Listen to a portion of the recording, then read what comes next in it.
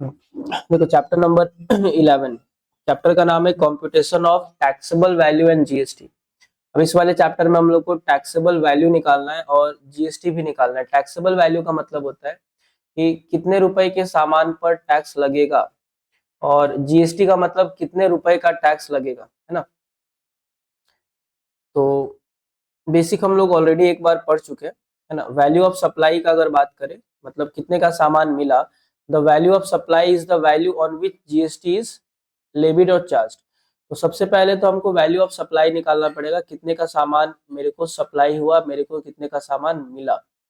तो जो जीएसटी लगता है वो किसके ऊपर लगता है, वैल्यू ऑफ सप्लाई के ऊपर।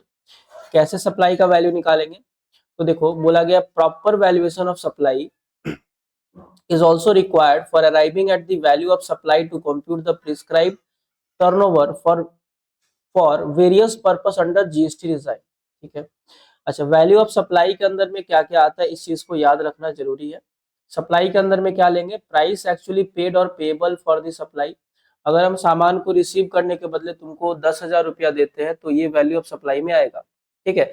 Any tax duties सेसेस fees charge levied under any act except GST, but GST compensation says shall be excluded if charged by the supplier separately under invoices। मतलब ध्यान दो, वैल्यू ऑफ सप्लाई में क्या आएगा, कोई भी tax, duty, cess, fees, charges levied under any act except GST. यहां तक लाइनिंग का मतलब है कि जीएसटी एक्ट के अलावा अगर कोई और टैक्सेस का हम पेमेंट किए हैं तो उसको भी हम लोग वैल्यू ऑफ सप्लाई में कंसीडर करेंगे। एग्जांपल के तौर पे 10,000 रुपया दिए और वहां का लोकल म्यूनिसिपैलिटी को मान लो 1,000 रुपए का टैक्स भर दिए, तो वैल्यू ऑफ सप्लाई 10 नहीं बल्कि 1,000 मिला के कितना माना जाएगा, 11,000। ठीक है। मतलब जीएसटी का जो टैक्स है वो वैल्यू ऑफ सप्लाई में नहीं जोड़ना, लेकिन बाकी सब कुछ जोड़ना है। बट जीएसटी कंपनसेशन से shall be excluded if charged by the supplier separately under invoice। GST compensation cess जो लास्ट में लगता है shall be excluded, इसको भी हम लोग सिंपल से बात है इंक्लूड नहीं करेंगे अगर सप्लायर इसको सेपरेटली चार्ज करता है। अच्छा, उसके बाद और क्या अमाउंट आएगा, any amount that the supplier is liable to pay which has been incurred by the recipient and not included in the price actually charged। any amount that the supplier is liable to pay, अगर कोई भी पैसा जो supplier पे करेगा, supplier मतलब seller, अब तुम मेरे को सामान भेज रहे हो बट तुम्हारा लायबिलिटी है पेमेंट करने का, which has been incurred by the recipient। मतलब ऐसा समझ सकते हो कि अब सामान को लाने का जो भाड़ा है, हो सकता है ना सामान 10,000 का है, अब लाने का भाड़ा पेमेंट तो सप्लायर करेगा 2,000 का, लेकिन वो किससे लेगा, रेसिपिएंट हमसे लेगा। तो वो जो 2,000 का भाड़ा है उसको भी इस सप्लाई के अंडर में हमको क्या करना है, इंक्लूड करना है, यानी कि ऐड करना है। ठीक है। incidental expenses charged by the supplier to the recipient in respect of the supply at the time of or before the delivery of goods such as packaging, commission etc। अगर packaging है, commission है, तो इसको भी add करने के बाद ही क्या निकलेगा, वैल्यू ऑफ सप्लाई। समझ में आ रहा है। इंटरेस्ट और लेट फीस और penalties for delayed payment for any consideration for supply. Simple सा बात है, अगर हम उसको पेमेंट, सेलर बोला सामान के बदले 10,000 लेंगे, लेकिन वो बोला कि अगर 2 दिन से ज्यादा लेट लगा पेमेंट करने में तो 1,000 का पेनल्टी लगेगा। तो तीसरा दिन अगर पेमेंट करेंगे तो 10,000 प्लस 1,000 का penalty, total value of supply कितना माना जाएगा, 11। पेनल्टीज वगैरह को भी वैल्यू ऑफ सप्लाई में कंसिडर करना है। Subsidy directly link to the price excluding government subsidy. अगर सेलर तुमको सब्सिडी देता है तो सब्सिडी को भी इंक्लूड करना पड़ेगा कहाँ पे, वैल्यू ऑफ सप्लाई में। लेकिन अगर गवर्नमेंट सब्सिडी देता है तो इसको हम लोग वैल्यू ऑफ सप्लाई में कंसीडर नहीं करेंगे। The above ingredients are discussed below. अच्छा, इसके बारे में एक प्रॉपर डिस्कशन है यहाँ पे, एग्जांपल्स में हम लोग जाएंगे। Contracted price of 1 metric ton of cement from X limited to Y, कितना, 7,000। अब 1 मेट्रिक टन सीमेंट का जो प्राइस है वो 7,000 है। एडवांस पेमेंट कितने का मिल गया? 700। और 30 दिन के बाद कितने का पेमेंट करना है? 6,300। Base taxable value, normally taxable value तो 7,000 है क्योंकि सामान का दाम है 7,000। Additional any further discussed below में also have to be made, this should so even though only 700 has been received at the time of payment of GST on the supply। देखो simple सा बात है, अगर टोटल सामान के बदले हम 7,000 चार्ज किए, 700 अभी मिल गया, 6,300 बाद में मिलेगा, तो टोटल वैल्यू ऑफ सप्लाई कितना माना जाएगा? 7,000। ठीक है। अच्छा, दूसरा है taxes other than GST charge separately bye the supplier. अगर इसके अलावा कुछ एक्स्ट्रा टैक्स का चार्ज करता है, जैसे कि GST and GST cess are not a part of GST taxable value. GST और जीएसटी सेस को टैक्सेबल वैल्यू में हम लोग इंक्लूड करेंगे क्या? नहीं करेंगे। बट कोई अदर टैक्सेस अगर है तो इसको हम लोग will form the part of क्या? Taxable value if separately billed. For instance, if a supplier of goods pays the municipal tax in relation to the goods being supplied and bill the same separately, such tax will form the part of value of taxable supply। समझ रहे हो ना? अगर सामान 10,000 का, municipality का tax है 2,000, भले वो अलग अलग स्लिप बनाए, बट टैक्सेबल सप्लाई 10,000 प्लस 2,000 कितना? 12,000। Payment made to the third party by the recipient on behalf of the supplier in relation to the supply, the payment made to the third party by the recipient on behalf of the supplier। मैंने समझो, seller का खर्चा हम payment किए, मतलब ऐसे समझ सकते हो कि सेलर जो है बोला कि आपको सामान तो हम भेज देंगे, लेकिन वो जो बैटरी का 5 रुपया है, सामान हम आपको 10,000 का है। अच्छा, मान लो जो सामान मंगाए ना वो 10,000 का, सेलर बोला कि 10,000 का सामान हम भिजवा देंगे और प्लस 1,000 का बैटरी भी भिजवा देंगे। आपको चालान हम 10,000 का कर रहे हैं, बट बैटरी के बदले 1,000 रुपया आपको दूसरे सेलर को देना पड़ेगा। तो फिलहाल मेरे लिए वैल्यू ऑफ सप्लाई हो जाएगा 10,000 प्लस एक्स्ट्रा ये जो 1,000 का पेमेंट करे सप्लायर की तरफ से किसी और को, तो टोटल वैल्यू ऑफ सप्लाई हो जाएगा कितने का? 11,000। क्योंकि सिंपल सी बात है, मेरे को टोटल 11,000 वैल्यू का सामान मिला। A supplier may need to incur the various expenses in order to make a particular supply of goods. In the normal course, he would pay this amount and they would form a part of value that are charged from the customer recipient of the supply. However, if the customer makes direct payment of some of such liability of the supplier to the third party and the supplier does not include this amount in his bill, it would still form a part of value of taxable supply। Example के तौर पे, अगर grand bees contract with ABC company to conduct a dealers meet, in furtherance of this grand bees contract with vendor to deliver goods like water वगैरह वगैरह, ये सब deliver करेगा। ये grand bees is liable to make this payment as a contracted. ठीक है, मैंने ultimately देखो यहाँ पे तुमको बेसिकली समझना है, अगर थर्ड पार्टी को बायर पेमेंट करता है सप्लायर की तरफ से, तो उसको हम लोग इंक्लूड कर देंगे। अच्छा, इंसिडेंटल एक्सपेंसेस,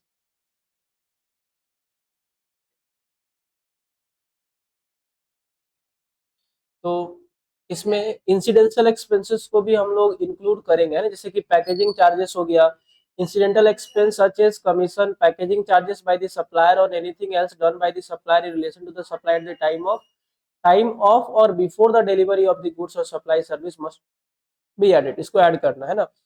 जैसे इंसिडेंशियल में क्या क्या जुड़ेगा, देखो, commission, this may be paid to an agent and recovered from the buyer of the goods and services, this is a part of value of supply मानेंगे इसको हम लोग, है ना।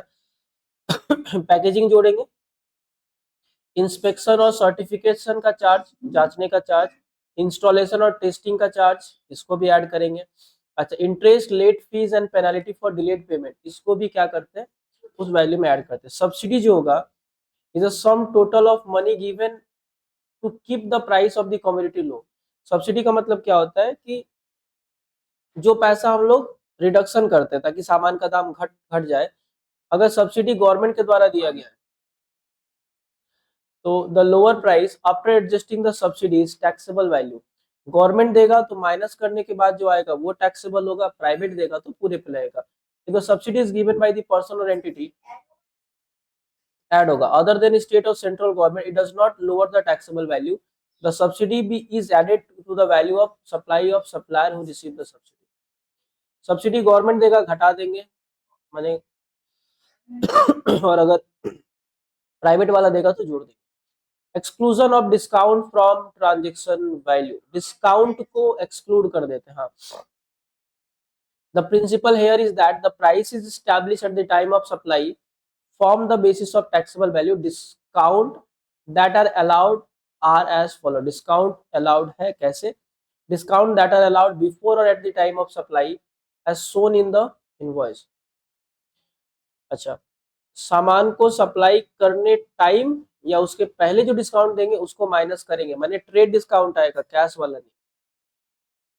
Discount that are allowed after supply in terms of agreement that existed at the supply and is worked out invoice wise and proportionate input tax credit is reversed by the recipient। अच्छा, अगर सामान को cell करने के बाद भी discount मिलता है तो भी माइनस होगा, लेकिन प्रोपोर्शनेट माइनस होगा। मतलब 10,000 में से मान लो 5,000 रुपया मिल गया और बाकी 5,000 पे हमको डिस्काउंट मिला कुछ भी, तो जितना मिलेगा उसका हाफ डिस्काउंट यहाँ से एक्सक्लूड होगा। एग्जाम्पल देख लेते हैं, जैसे देखो, Royal Biscuit Company gives a discount of 30% on the list price to its distributor.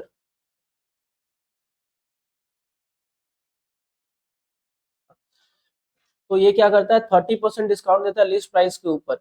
दस फॉर अ कार्टून ऑफ जो भी है बिस्किट वगैरह है, and in the invoice the list price is mentioned as 200 रुपया।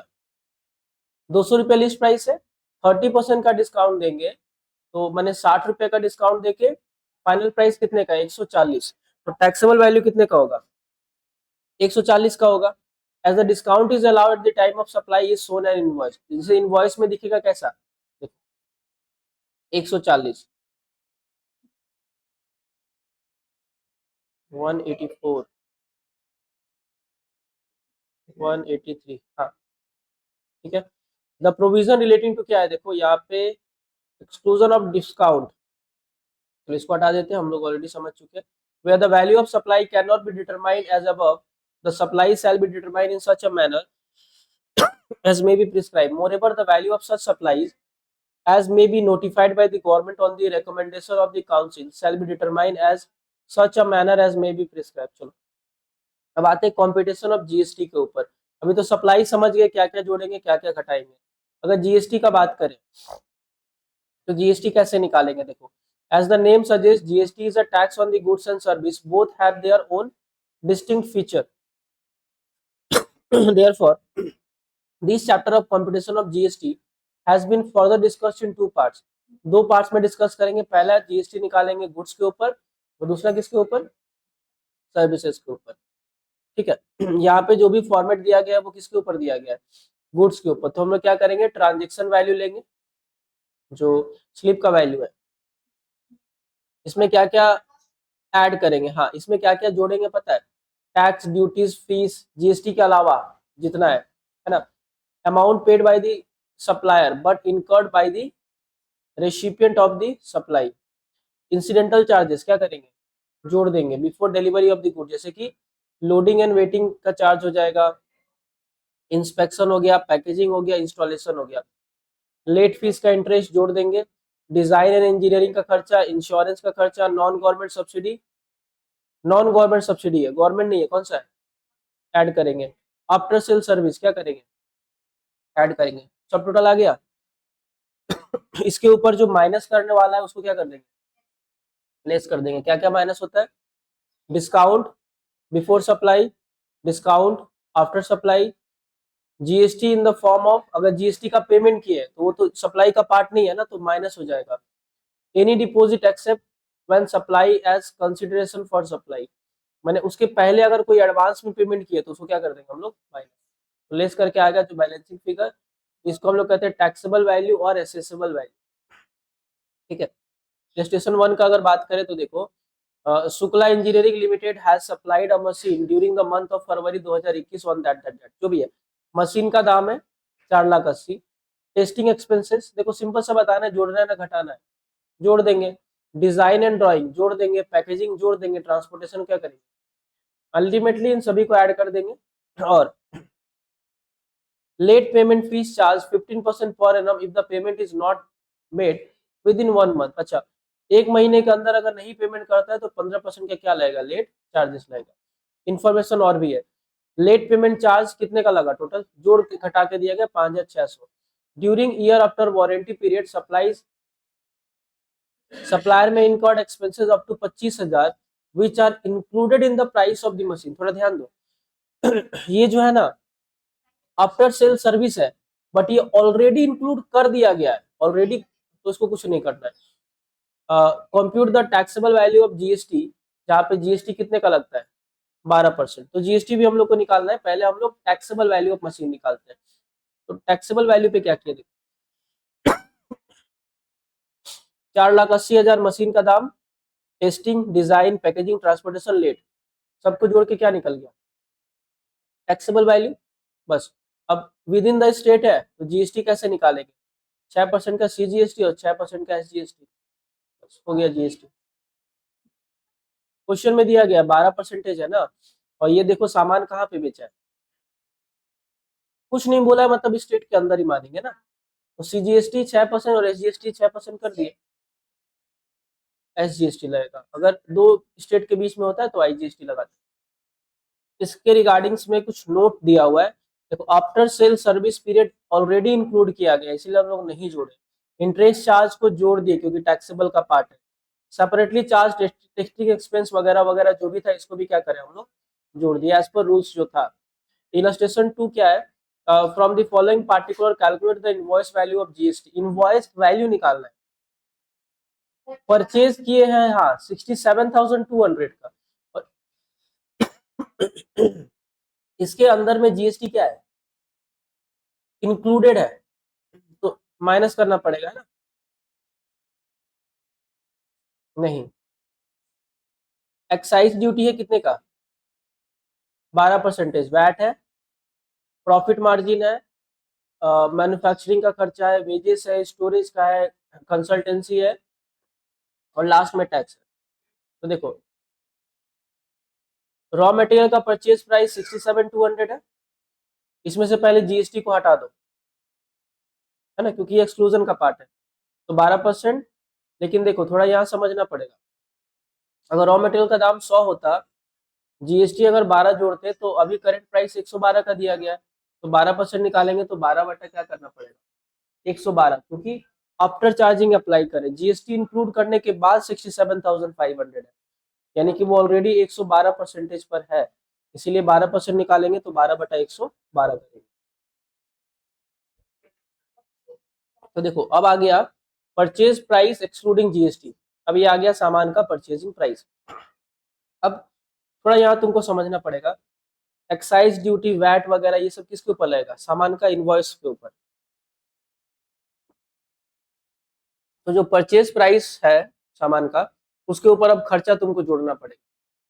कौन कौन सा खर्चा, manufacturing, wages, storage and consultancy, 3500, 5,000, 6,000 और 2,500, 3500, 5,000, 6,000, 25,000, तो 77,000 आया।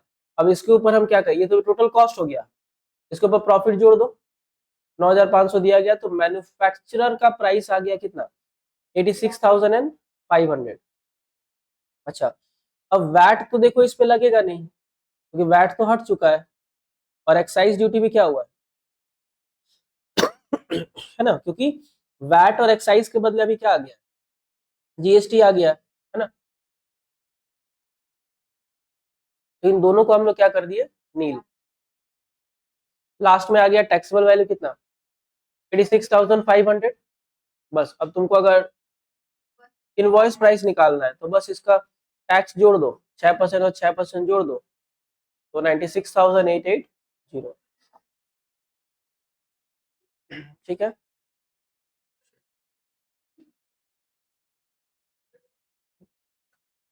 देखो क्वेश्चन नंबर जो 3 है इसमें क्या बोला गया, ABC limited is a wholesaler selling tools like drill वगैरह ये बेचता है ना, sells the power drill to the trader, TDR limited कितने में, 4000 और 1% का डिस्काउंट देता है। देखो डिस्काउंट तो माइनसेबल है, 4000 में बेचता है और 1% का क्या देता है, डिस्काउंट देता है। ठीक है, और पैकेजिंग का चार्जेस कितने का जोड़ता है, 150।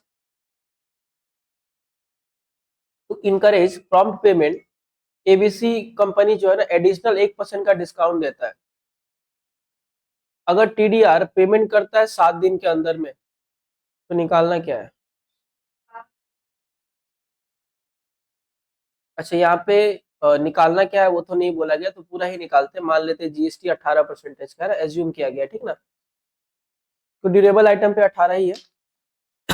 अब देखो करेंगे क्या, पावर डील का प्राइस कितना है, 4000। अब 4000 में से पहले हम लोग डिस्काउंट हटा लेंगे, कितने का, 1%, मतलब 40 का पहले डिस्काउंट हटा लो। ऐसे पैकेजिंग कितने का जोड़ना है, 150 का ऐड कर दो, तो 4110 हो गया। बस इसके ऊपर क्या करना है, CGST 9 और SGST 9 एज्यूम्ड है, दिख रहा है ना, माना गया है। क्वेश्चन नहीं देगा तो मान करके निकाल दिए, और ऐड करके इनवॉइस वैल्यू 4850 आ गया। नहीं, नॉट इंक्लूडेड है, क्योंकि अभी तक वो पैसा थोड़ी ना दिया है, जब देगा तब। Additional discount of 1% is not deducted in the invoice because it will be given at the time of कब, पेमेंट, तब का तब देखा जाए। However, this discount was known at the time of supply. It can be linked to the specific invoice. The discount amount can be reduced from the transaction value. For this, ABC Limited will issue a credit note to TDR कितने का, 1% मतलब 40 का, और 40, वो 40 रुपया देगा, जोड़ना है CGST 18%, और GST 18% ऑन 40, मैंने समझ रहे हो ना। उसको जो एक्स्ट्रा उसको डिस्काउंट मिलेगा ना, उसके ऊपर माइनस हो जाएगा लास्ट में, मैंने 40 तो होगा, और 40 के ऊपर जो जीएसटी लगा वो भी तो माइनस होगा। ठीक है, 7.2 माइनस हो जाएगा, and this must be link to the relevant tax invoice. 4000 का 18%, क्योंकि 99 करके, हाँ। तो अल्टीमेटली जब माइनस करेगा ना, तो 40 नहीं, 40 के साथ जीएसटी जोड़ करके दिया गया था ना इनवॉइस में, तो 40 प्लस का 18%, 7 रुपया 20।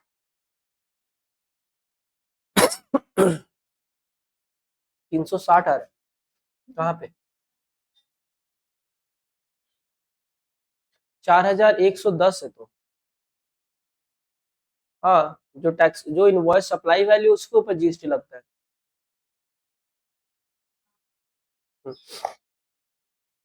उसके बाद का है, देखो question, Vijay limited situated in Bhopal has presented the following information. क्या क्या इन्फॉर्मेशन है, raw material with in the state 2,80,000 का, कंसल्टेंसी ऐड होगा, स्टोरेज जोड़ेंगे, ट्रांसपोर्टेशन लेबर जोड़ेंगे। अच्छा, गुड सोल्ड फॉर 5,20,500 में बेचा गया है, तो कितने का जीएसटी पेमेंट करना पड़ेगा ये बताओ। देखो जीएसटी पेमेंट करने से पहले तो ये निकाल लो कि इसका इनवॉइस वैल्यू कितने का है, कितना कलेक्ट किए वो देख लो, है ना। देखो पहली बात, हम जीएसटी पेमेंट कितना किए, जीएसटी पेमेंट कैसे करेंगे, 2,80,000 का सामान था, 1 2 3 चारों खर्चा जोड़ दो, 2,80,000 में से 1 2 4,62,000। ये हो गया टोटल कॉस्ट सामान का, टैक्सेबल वैल्यू।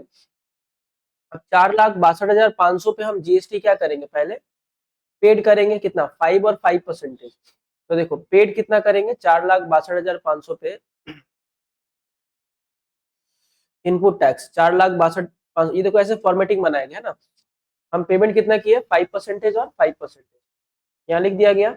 मेरे को मिला कितना था, सेल किए थे कितना में, 5,20,500, इसका 5% और 5% आएगा, तो ये मेरा आउटपुट टैक्स लाइबिलिटी हो गया। ये हम रिसीव किए दोनों का, और ये हम पेड किए, तो माइनस करके कितना, 2,900 रुपया सीजीएसटी पेमेंट करना पड़ेगा, और 2,900 क्या पेमेंट करना पड़ेगा, एसजीएसटी। अल्टीमेटली नेट कितना हो जाएगा, दोनों को ऐड कर दो। हाँ, तो क्वेश्चन में बोला गया था कितना टैक्स गवर्नमेंट को देंगे, तो हम तो देखो सिंपल सी बात है, पेमेंट किए गवर्नमेंट को 23 125 और 23 125, तो गवर्नमेंट से हम कलेक्ट किए 26 25 और 26 25, माइनस करके 2900 रुपया गवर्नमेंट को दे देंगे। अगला देखो क्वेश्चन नंबर 5 है, net GST payable, messrs ABC limited purchase goods of 2 lakh locally, 2 lakh का सामान खरीदा, ये सामान को लोकली बेचता है कितने में, 3,50,000। अब देखो सेल को हटा लो पहले, उसको बाद में करेंगे। तो 2 लाख का सामान खरीदा, लीगल फीस 8,000 का, स्टोरेज 15,000 का, ट्रांसपोर्टेशन 10,000 का, वेजेस 15,000 का, मैन्युफैक्चरिंग 16,000 का। He purchase furniture for his office use for 22,000। अच्छा अच्छा अच्छा, तो अल्टीमेटली देखो सभी को जोड़ दो तो टोटल कॉस्ट तुम्हारा यहाँ पे फर्नीचर के साथ टोटल इनपुट मेरे को लगा कितने का, 2,86,000। इस पर मेरे को मिलेगा कितना, सॉरी पेमेंट करेंगे 6% और 6%, और मिलेगा कितना, 3,50,000 के ऊपर 6% और 6%, वही करना है। 3,50,000 पे इन आउटपुट मैंने जो कलेक्ट किए 21,000 कलेक्ट किए, और इनपुट टैक्स क्रेडिट मैंने माइनस हो जाएगा 2,86,000 का 6%, तो निकल जाएगा नेट टैक्स पेएबल। ठीक है, तो ऐसे ही देखो question number 6, computation of GST liability, intra state purchase and intra state sale. Intra state का ही बात करेंगे, स्टेट के अंदर का है ना, सीजीएसटी और एसजीएसटी होगा, है ना। अच्छा, ABC limited, a registered manufacturer in a state of Madhya Pradesh, provides the following particulars for the tax period of July 2021। Input tax sorry input purchase with in the state, खरीदा कितने का है, 2,24,000 का सामान खरीदा गया, इसके अंदर में 12% का जीएसटी है। देखो सिंपल सा बात है, अगर 2,24,000 का खरीदे हैं, इस पे 12% मिला हुआ है, तो 12/112 करेंगे तो जीएसटी निकल जाएगा। ठीक है, और 6/106 6/106 करेंगे तो फिर क्या निकलेगा, सीजीएसटी और एसजीएसटी। ठीक है, मशीनरी परचेज किया 15/7/21 को 2 लाख का, इस पे एक्सक्लूडिंग है, इस पे जीएसटी नहीं है, चलो। From a local dealer in Madhya Pradesh, eligible for ITC, ITC इस पे भी मिलेगा, और डेप्रिसिएशन कितने का है, मैन्युफैक्चरिंग एक्सपेंसेस एंड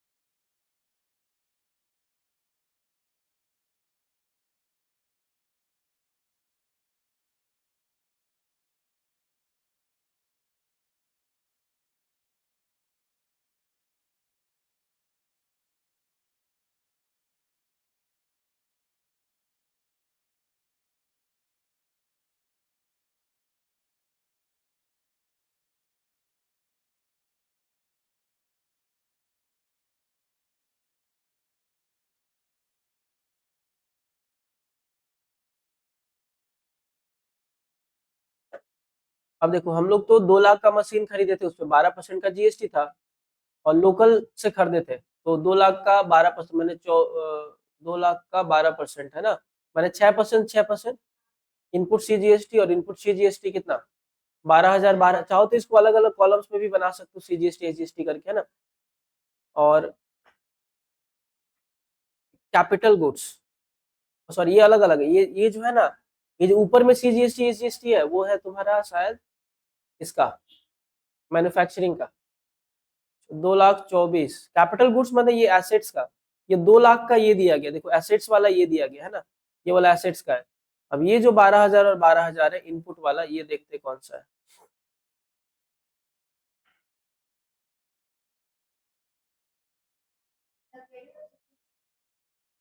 हाँ, तो इस सामान को, अच्छा जब खरीदे थे, देखो ये थोड़ा सा ध्यान देना यहाँ पे,